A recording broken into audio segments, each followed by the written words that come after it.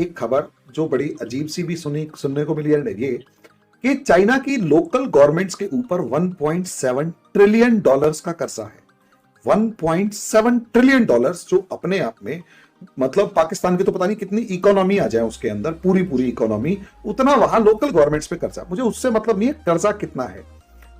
दो चीजें जो मुझे परेशान कर रही है, जिसकी वजह से मैं भैया को परेशान कर रहा हूं, वो ये पहला कि चाइना की जो सेंट्रल अथॉरिटी है उसे साफ मना कर दिया, भैया पैसे हमसे मत मांगना, तुम जानो तुम्हारा काम जाने पड़ रहे। एक दूसरा, जब लोकल अथॉरिटीज के पास पैसा आना बंद हो जाता है, इसका सीधा मतलब यह है, कर्जा हो जाए या पैसा आना बंद हो जाए, तो उसका सीधा मतलब यह है कि लोकल अथॉरिटीज को टैक्स नहीं मिल रहा।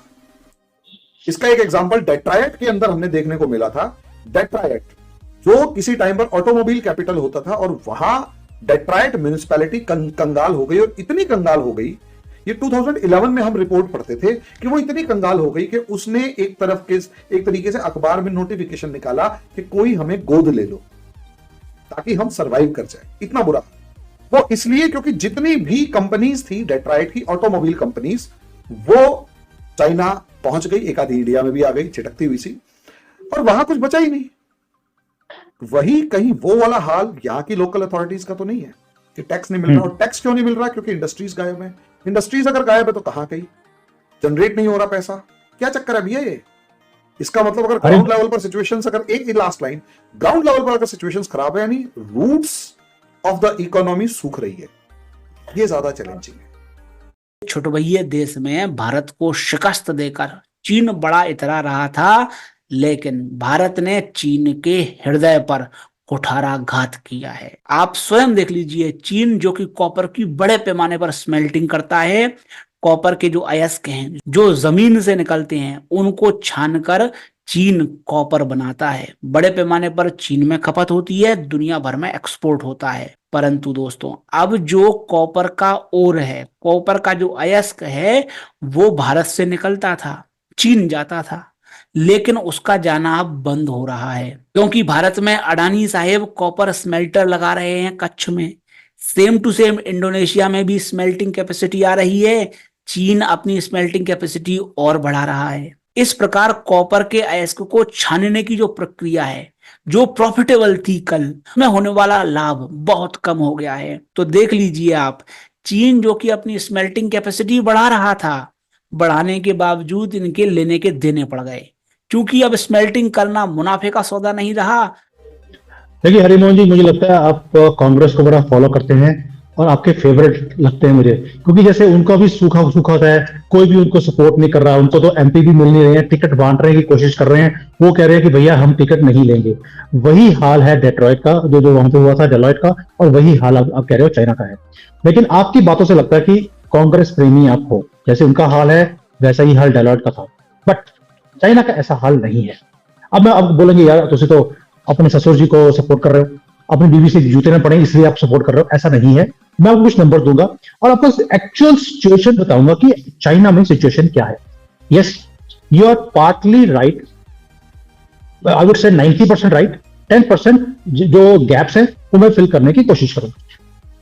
जो इनके ऊपर स्टेट गवर्नमेंट्स हैं उनके ऊपर डेट है, डेट ऑलमोस्ट 50%।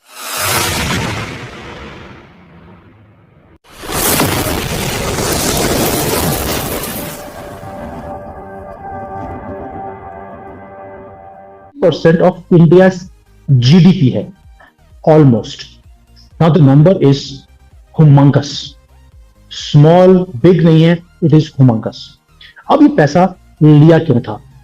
जब आपको मालूम है 20 साल पहले चाइना ने अपनी इकोनॉमी को बढ़ाना शुरू किया, that time the country had one target कि हम बाहर की कंट्री की या बाकी कंपनीज को, दुनिया की, अगर इसको यहां पर अट्रैक्ट करना है तो हमें यहां पर इंफ्रास्ट्रक्चर को डेवलप करना पड़ेगा, उसके बिना ये लोग नहीं आएंगे। और बाहर के लोग यहां पर आकर काम करना भी पसंद नहीं करेंगे। एक टूटी फूटी कंट्री, बैकवर्ड जिसको बोलते हैं, दिखने वाली कंट्री में कोई अच्छा आदमी जाकर काम करना शुरू नहीं करेगा। तो आप समझ लीजिए, इन्होंने जो पूरा इंफ्रास्ट्रक्चर खड़ा किया, उसी के कारण मैं वहां पे गया, नहीं तो मैं जाने वाला नहीं था। तो कहीं ना कहीं मुझे बुलाने के लिए भी इन्होंने इतने पैसे लगाए हैं। तो एक तो ये चीज है। दूसरा, अब यहां पर इन्होंने इंफ्रास्ट्रक्चर इतनी तेजी से और इतना बड़ा बनाया कि इन्होंने पीछे मुड़कर देखा नहीं कि मैं जितने लगा रहा हूं क्या मुझे उतना रिटर्न भी आ रहा है। ये एक तो ये रीजन था। दूसरा ये था कि हम एक पंजाबी में वर्ड है, आगे दौड़ पीछे छोड़।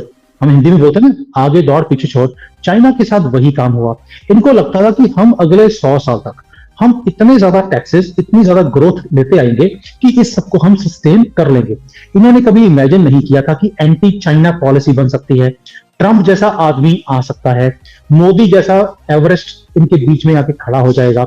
ये कभी इन्होंने इमेजिन ही नहीं किया था, जिसके कारण आज इनकी ये हालत हुई है। अब इन्होंने ये पैसा क्या सिर्फ रियल एस्टेट को डेवलप करने के लिए लिया है या कोई और रीजन भी है? भाई मोदी जी की एक स्टेटमेंट है, government has no business to be in business.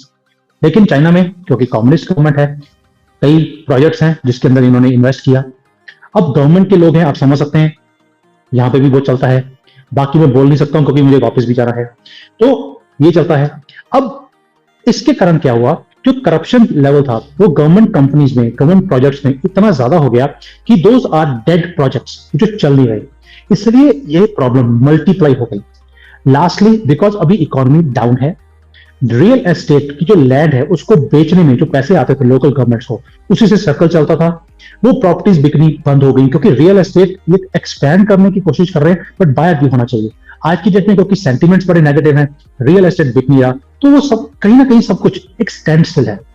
अब इसको चलाने के लिए क्या ये स्टैंड स्टिल से क्या जो पौधा है वो सूख रहा है? अगर पौधा सूख रहा है तो आपको दो चीजें करनी पड़ती हैं। एक तो पानी डालना पड़ता है, लेकिन पानी डालने से पहले फर्टिलाइजर थोड़ा सा डालना पड़ता है ताकि उसके अंदर थोड़ी सी न्यूट्रिशन आए। अब न्यूट्रिशन जब पौधे के अंदर जो आपने वो डालना है, न्यूट्रिशन डालना है, कौन डालेगा? वो डालेगी सेंट्रल गवर्नमेंट। लेकिन सेंट्रल गवर्नमेंट इतनी बेवकूफ नहीं है। उन्होंने एक चीज नोट करी है, अब कब मैंने आपके शो पे बड़ी बार बोला है, ये दुनिया को देखते हैं कि क्या चल रहा है, कौन सी पॉलिसी सही है, उसके बेसिस पर ये अपने डिसीजंस को लेते हैं। अब इन्होंने देखा कि अमेरिका में जब कोविड हुआ, उन्होंने अनाप शनाप तरीके से पूरी कंट्री में पैसे को फेंका उसको रिवाइव करने के लिए। अब अमेरिका की क्या हालत है आप देख सकते हैं। भारत ने वो काम नहीं किया कि भाई हमने पूरे मार्केट में पैसा फेंका, इंडस्ट्री को खड़ा करने के लिए हमने बोला भी हम आपको सपोर्ट करते नहीं, बड़ा सस्टेन वे से काम किया। वही पॉलिसी चाइना भी अभी अप्लाई कर रहा है।